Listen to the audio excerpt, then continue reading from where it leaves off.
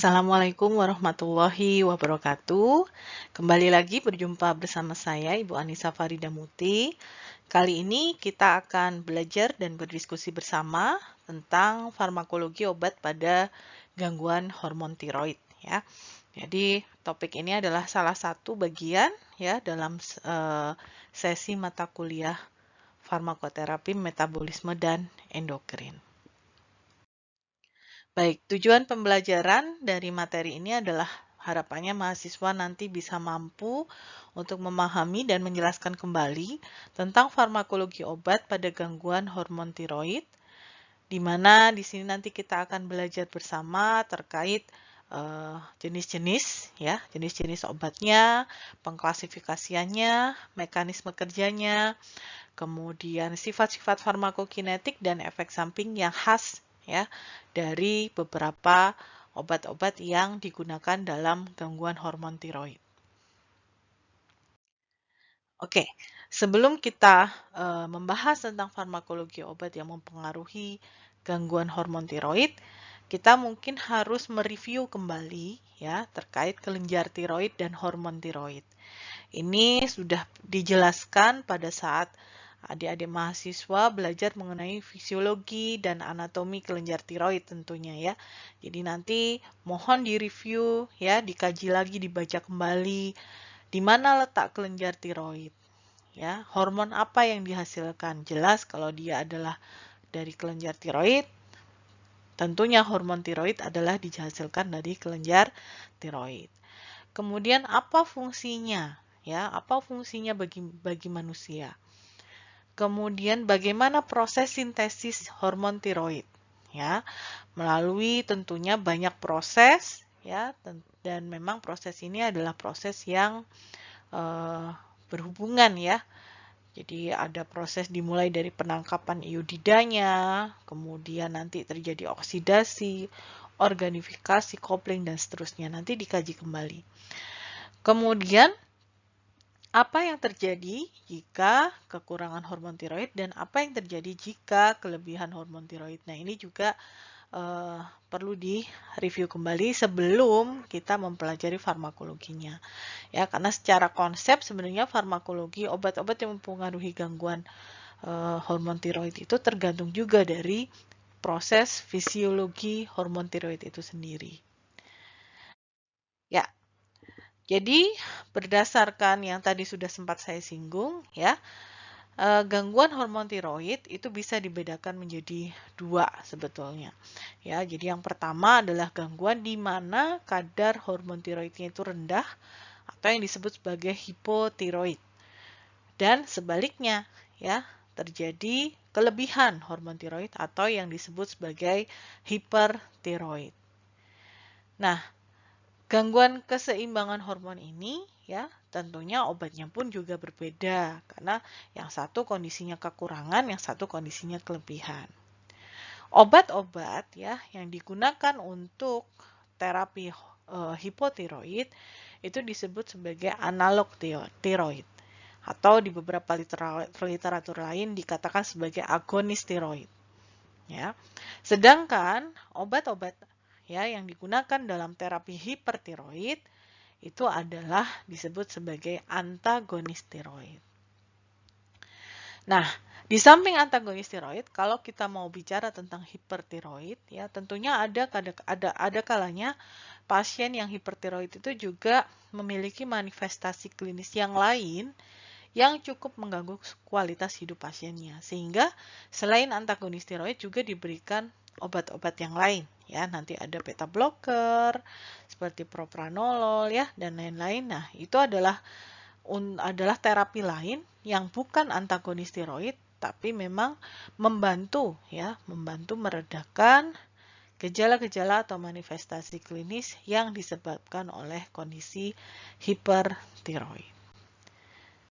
Oke, sekarang kita belajar dulu yang pertama terkait analog tiroid atau yang disebut sebagai agonis tiroid ya. Analog tiroid di sini ada dua yang kita pelajari ya. Yang pertama adalah levothyroxine atau nama lainnya T4 ya, dan liothyronin atau yang nama lainnya adalah T3 ya. T3 dan T4 itu apa? Itu sudah dibahas kemarin juga pada saat fisiologi kelenjar dan hormon tiroid. Jadi nanti bisa dibaca kembali, diulang kembali. Oke, levothyroxine ya. T4. Dia adalah suatu hormon tiroid sintesis yang diberikan secara oral dan pada pasien yang mengalami hipotiroid, obat ini diminum ya dan digunakan seumur hidup. Nah, mekanisme kerjanya apa? Mekanisme kerjanya karena dia adalah hormon tiroid sintesis, tentu cara kerjanya sama mirip dengan hormon tiroid endogen yang dihasilkan oleh kelenjar tiroid manusia. Ya, sama. Nah, di sini faktor yang perlu diperhatikan juga adalah untuk ibu hamil dan menyusui. Levothyroxine ya relatif cukup aman karena memiliki faktor risiko A. Pada ibu menyusui, ya, obat ini bisa terekskresi ke dalam ASI sehingga harus digunakan juga dengan hati-hati. Ini adalah beberapa farmakokinetik levothyroxine yang perlu dilihat, perlu diperhatikan ya. Ada onset kerjanya 3-5 hari, IV bahkan 6-8 jam ya. Absorpsinya secara oral dia erratik, bioavailabilitasnya bisa menurun ya sampai sekitar 40-80%. Ikatan proteinnya cukup besar, 99%. Metabolismenya di liver ya menjadi T3 dan dia adalah suatu metabolit yang aktif. Bioavailabilitas oralnya adalah 64-79% dan waktu tiroidnya bervariasi tergantung dari kondisi pasiennya. Pada pasien yang euthyroid, ya, waktu paruh levothyroxine bisa 6-7 hari. Kalau pada hipotiroid bisa lebih panjang, ya, 9-10 hari. Dan pada hipertiroid sekitar 3-4 hari. Ekskresi utamanya adalah melalui urin, ya, dan sekitar 20%-nya melalui feses. Nah, bagaimana dengan efek samping yang khas pada levothyroxine? Ya, pada umumnya mau dia levothyroxine atau mungkin liothyronin nanti ya, itu karena dia adalah suatu hormon hormon tiroid sintesis. Nah, maka pada saat dia diberikan kepada pasien, maka efek sampingnya itu akan muncul seperti ya, akan muncul itu seperti pasien yang mengalami hipertiroid. Ya, sehingga kita bisa lihat di sini gejala-gejala yang bisa dialami pasien akibat penggunaan levothyroxine pada kardiovaskular, misalkan pasien bisa mengalami angina, aritmia ya, atau bahkan pada kondisi yang cukup parah bisa mengalami henti jantung ya, gagal jantung, hipertensi, takikardi. Pada sistem saraf ya, terjadi ansietas, kecemasan ya, kelabilan emosi, mudah lelah, demam ya, sakit kepala bahkan insomnia. Pada dermatologi bisa terjadi alopecia ya. Kemudian bisa juga mempengaruhi sistem metabolisme. Ingat bahwa hormon tiroid itu dipergunakan juga untuk selain juga untuk fungsi metabolisme, juga untuk perkembangan organ-organ reproduksi sekunder ya. Jadi bisa mempengaruhi tentunya kesuburan, kemudian siklus menstruasi itu juga akan dipengaruhi. Kemudian pada saluran pencernaan bisa terjadi nyeri perut ya, perubahan nafsu makan, diare, kemudian muntah. Oke. Nah, ini adalah dosis levothyroxine ya, ada yang digunakan pada anak-anak, ada yang digunakan pada dewasa, tentunya dosisnya berbeda ya. Di sini kita lihat dosisnya itu memang dalam kilogram berat badan ya, jadi sesuai dengan berat badannya masing-masing. Dan ini adalah beberapa sediaan yang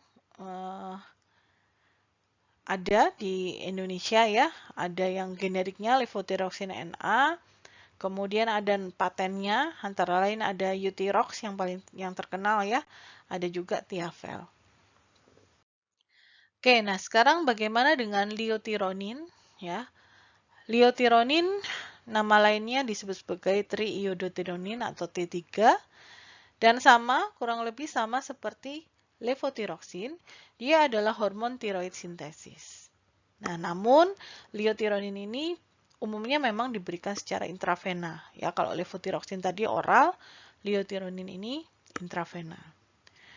Liothyronine umumnya juga sama digunakan seumur hidup, mekanisme kerjanya juga sama seperti hormon tiroid endogen. Ya. Liothyronine memiliki onset kerja yang cepat, namun durasinya pendek. Nah, karena liothyronine ini memiliki ikatan obat protein yang lebih rendah dibandingkan yang levothyroxine tadi ya. Kemudian pada umumnya digunakan untuk kondisi emergensi akut, makanya dia diberikan secara intravena ya. Jadi dalam kondisi ini bisa langsung mengkoreksi kondisi mesoedema koma. Resiko pada kehamilan dan menyusuinya sama seperti levothyroxine ya. Resiko faktornya A, kemudian pada menyusui bisa masuk atau terekspresi di dalam ASI sehingga harus digunakan dengan perhatian. Nah, bagaimana sekarang dengan antagonis tiroid? Ya, kalau tadi kita bicara agonis atau analog tiroid digunakan untuk pasien-pasien hipotiroid, maka yang sekarang adalah kita membahas antagonis tiroid. Antagonis tiroid di sini ada beberapa macam ya, ada thiamazol atau yang disebut juga metimazol, carbimazol, dia adalah suatu prodrug ya dari metimazol. Kemudian ada PTU, propylthiouracil, ada iodin dan radioiodin. Yang pertama, thiamazol atau yang disebut sebagai metimazol. Nah, obat ini bekerja itu pada target-target tertentu dalam sintesis hormon tiroid. Ya, jadi kalau tadi sempat saya sebutkan di awal bahwa sintesis hormon tiroid itu terdiri dari beberapa tahap kan, dari penangkapan iodida sampai akhirnya terjadi oksidasi, organifikasi, kopling dan seterusnya. Nah, si obat-obat yang bekerja sebagai antagonis tiroid itu bekerjanya di tahap-tahap tertentu dalam proses sintesis tiroid. Nah, metimazol dia bekerjanya adalah menghambat proses yang tahap oksidasi ya pada kelenjar tiroid. Dan dia juga menghambat pada proses organifikasi. Ya. Jadi dia menghambat proses penggabungan iodin dengan tirosin yang nantinya menghasilkan DIT dan MIT ya. Kemudian di sini kita lihat agak berbeda dengan yang obat-obat yang agonis atau analog tiroid tadi yang relatif aman untuk ibu hamil. Metimazol di sini memiliki faktor resiko D ya sehingga sebaiknya memang tidak digunakan. Dan pada ibu menyusui karena dia juga masuk ke dalam atau terekskresi ke dalam ASI, maka dia dikontraindikasikan. Farmakokinetik metimazol secara oral onsetnya sekitar 12-18 jam. Ya. Durasi kerjanya 36-72 jam. Secara distribusi terkonsentrasi di kelenjar tiroid, ya, kadarnya cukup tinggi di tiroid. Mudah menembus plasenta dan ASI. Nah ini makanya tadi pada ibu hamil dan ibu menyusui itu tidak disarankan menggunakan metimazol ini ya. Karena resikonya yang cukup besar. Metabolismenya di liver, bioavailabilitasnya cukup besar ya, 89-95%. Waktu paruh 4-13 jam dan ekskresinya memang 80%-nya adalah melalui urin. Ini adalah beberapa efek samping dari thiamazol ya atau metimazol. Ada edema pada kardiovaskular ya. Kemudian pada sistem saraf ada stimulasi sistem saraf, depresi, demam, sakit kepala, Dermatologi juga menyebabkan alopecia ya atau kebotakan ya, selain menimbulkan reaksi-reaksi kulit yang lain. Pada sistem endokrin menyebabkan goiter, pada saluran pencernaan ya, ada mual, muntah, nyeri perut ya, konstipasi. Nah, pada hepar ini cukup menarik karena ternyata metimazol itu bisa menyebabkan kolestatik jaundice ya, seperti gangguan karena kolestatik yang dimanifestasikan warna kuning ya, kulit matanya jaundice kuning. Ada hepatitis, kemudian bisa menyebabkan gangguan hematologi juga seperti anemia aplastik, hipoprothrombinemia, leukopenia, trombositomia ya. Kemudian pada sistem otot dan sendi menyebabkan artralgia, dan pada ginjal juga menyebabkan inflamasi ya, nefritis maupun sindrom nefrotik. Nah, ini dosisnya ya juga tergantung dari berat badan ya, kilogram berat badan, kecuali pada dewasa itu tergantung pada kondisi hipertiroidnya yang grade apa, ringan, sedang, atau berat. Ini adalah sediaan yang ada di Indonesia, tirozol ya, yang mengandung thiamazol 5 mg. Nah, sekarang yang kedua adalah carbimazole ya. Carbimazole seperti yang saya sampaikan tadi, ini adalah suatu prodrug dari metimazol ya.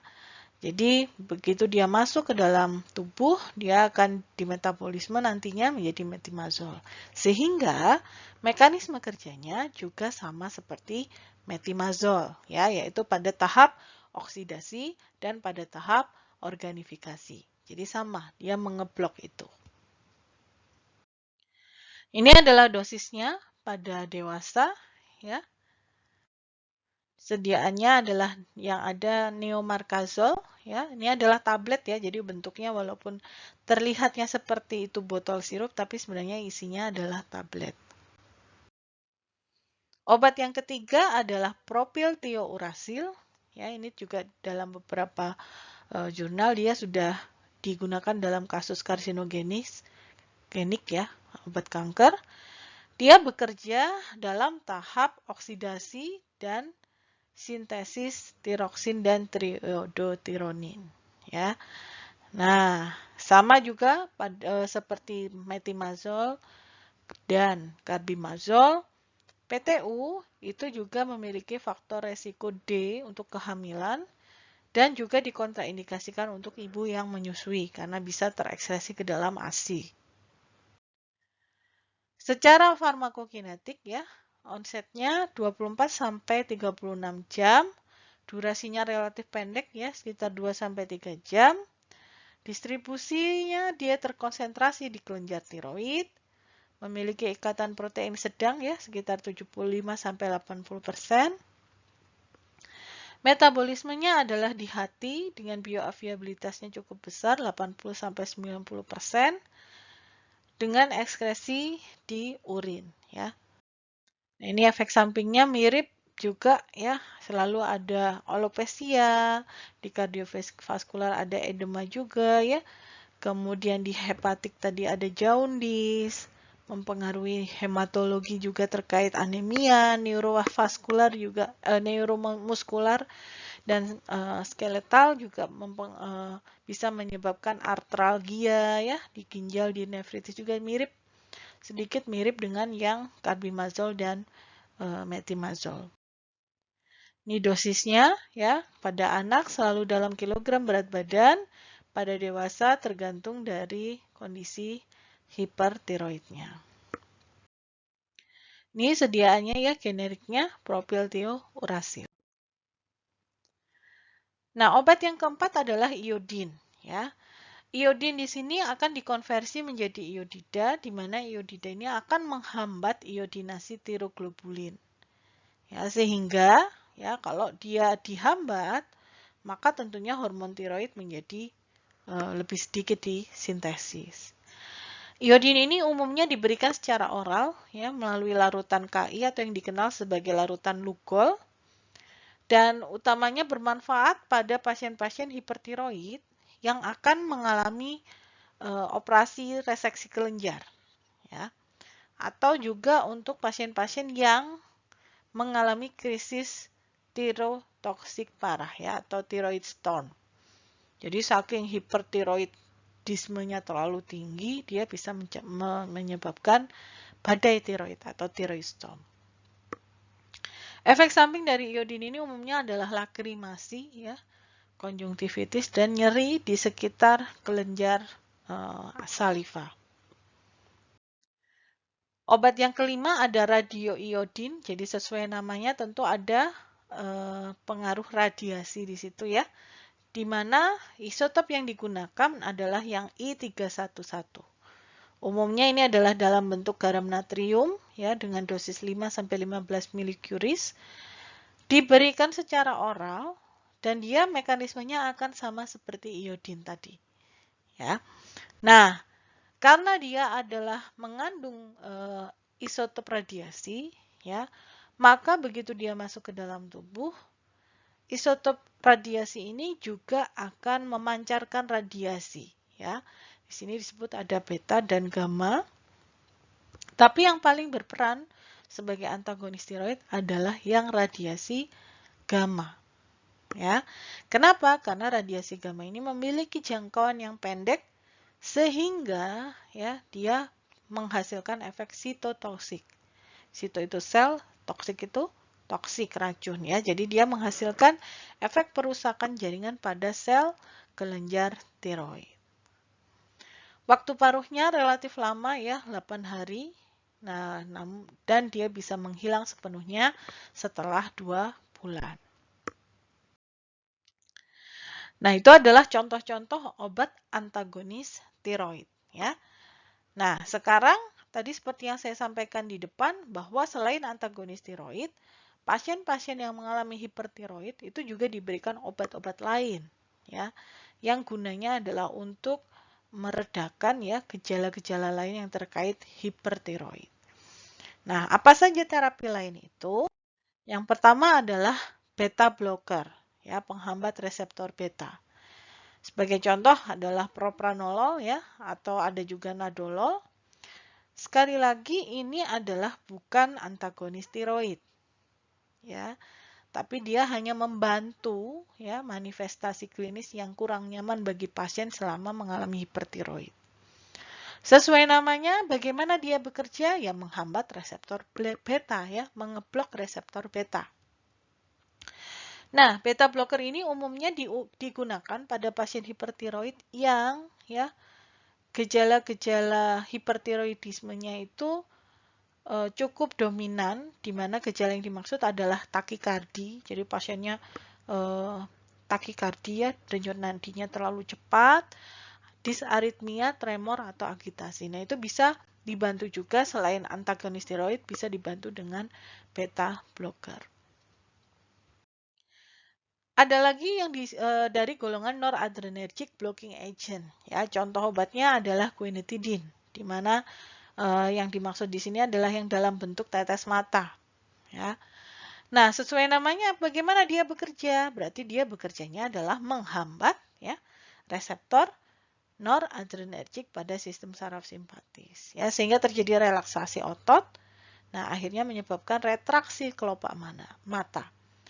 Nah, tetes mata ini tuh umumnya digunakan dan bermanfaat, ya, pada kondisi pasien hipertiroid yang punya gejala exophthalmos hipertiroidisme, ya, yang pengaruhnya pada mata. Kemarin mungkin sudah dipelajari, ya, pada kondisi hipertiroid mata pasien itu akan terlihat seperti apa. Nah, itu kalau dia tidak berkurang dengan penggunaan antagonis tiroid, biasanya juga dibantu dengan obat tetes mata ini. Tuh, ya. Nah, ini adalah mind map sederhana, ya, dari obat-obat yang mempengaruhi hormon tiroid, ya. Ingat bahwa, ya, gangguan hormon tiroid itu ada 2, yaitu hipotiroid yang memerlukan terapinya nanti adalah agonis atau analog tiroid, dan yang kedua adalah hipertiroid yang nantinya terapinya adalah antagonis tiroid atau obat-obat yang lain ya. Di sini kita bisa lihat bahwa untuk yang orange ini adalah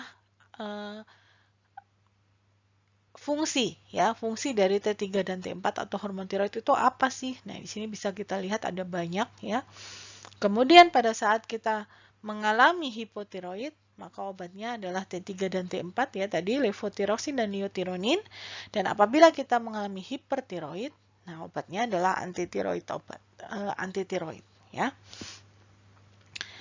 Nah, ini juga mind map ini sudah ada proses-proses sintesis hormon tiroid ya. Bagaimana kemudian ada rangsangan dari hipotalamus ya, hipofisis anterior dari pituitari ya, sampai seterusnya sampai akhirnya terbentuklah T3 dan T4. Nah, ini nanti kita bisa pelajari lebih lanjut.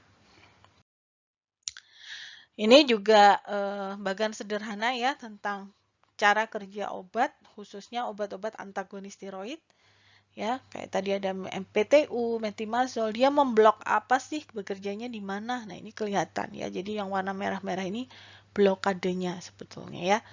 Nah, yang di sini tadi adalah antagonis tiroid, ada juga yang obat lain. Nah, obat lain itu rata-rata memang memperbaiki gejala-gejala atau manifestasi klinis pada hipertiroid yang pada perifer ya. Tadi ada beta blocker contohnya. Seperti itu. Ini adalah referensi yang digunakan dalam membuat video pembelajaran ini. Kurang dan lebihnya nanti kita akan diskusikan di sesi sinkron. Terima kasih atas perhatiannya. Semoga bermanfaat. Wassalamualaikum warahmatullahi wabarakatuh.